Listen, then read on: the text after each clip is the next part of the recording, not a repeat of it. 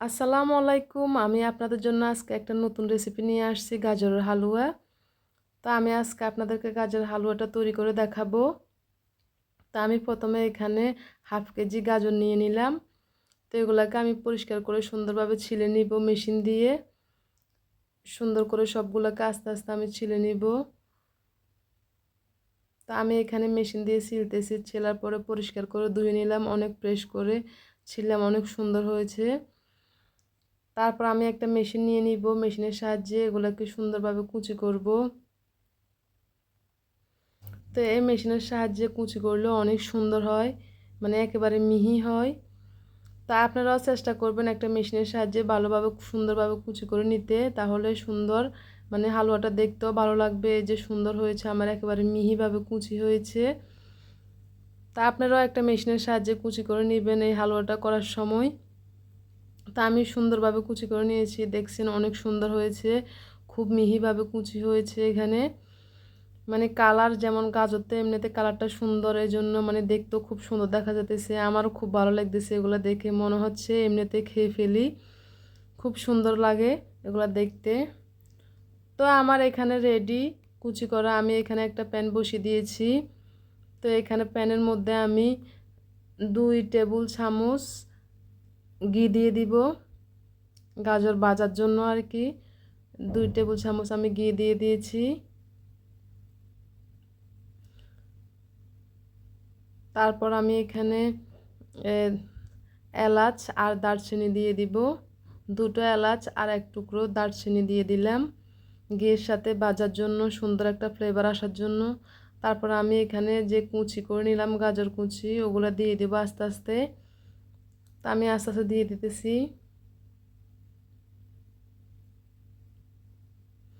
তা আমি ভালোভাবে এগুলাকে নাড়াচাড়া করে নিব, ঘির সাথে একেবারে মিশিয়ে নিতে হবে সুন্দরভাবে। চুলার আঁচটাকে মিডিয়াম টু হাইয়ে দিতে হবে।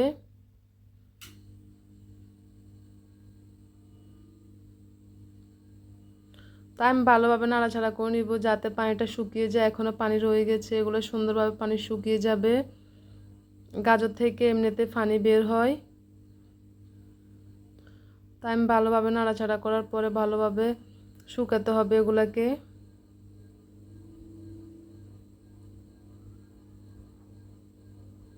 অনেকক্ষণ ধরে নাড়াচাড়া করতে হবে যাতে ভালোভাবে জোরজোড়া হয়ে যায়।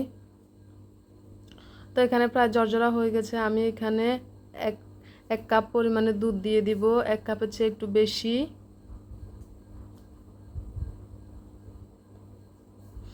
দুধটা একটু ঘন থাকতে হবে।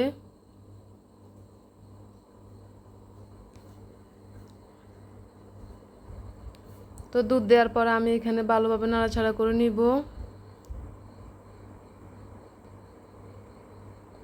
সুন্দরভাবে নাড়াচাড়া করার পর আমি এখানে মিশিয়ে নিব এগুলোর সাথে। তারপর ডাকনা দিয়ে ডেকে দিব আমি। তো ডাকনাটা আবার উঠে সুন্দরভাবে নাড়াচাড়া করে দিব। এই দুধটা একটু ভালোভাবে শুকানোর জন্য অপেক্ষা করব।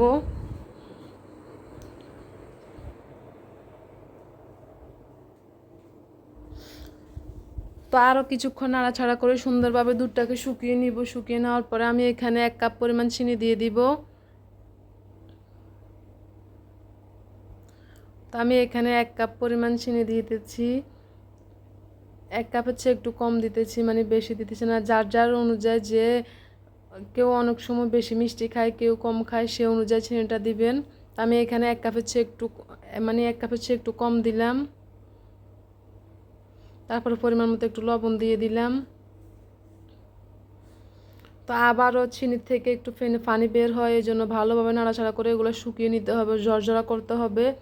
তো আমি বেশ কিছুক্ষণ ধরে এগুলো নাড়াচাড়া করে নিলাম। তারপর আমি এখানে ঝরঝরা হয়ে গেছে প্রায়, আমি একটু ঘি দিয়ে দিলাম 1 চামচ পরিমাণ।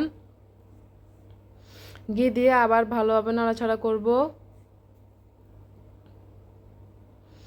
তো সুন্দরভাবে আমার হয়ে গেছে গাজরের হালুয়াটা। এবার আমি পরিবেশন করার জন্য রেডি করে নিব সব কিছু। আমি এখানে একটা বাটির মধ্যে নিয়ে নিলাম।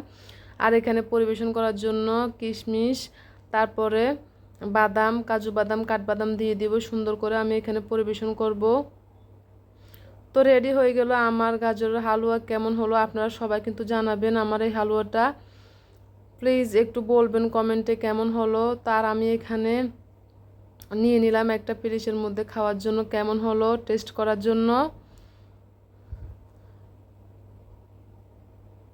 তো আপনারাও একটু জানাবেন আমার যে হালুয়াটা কেমন হলো।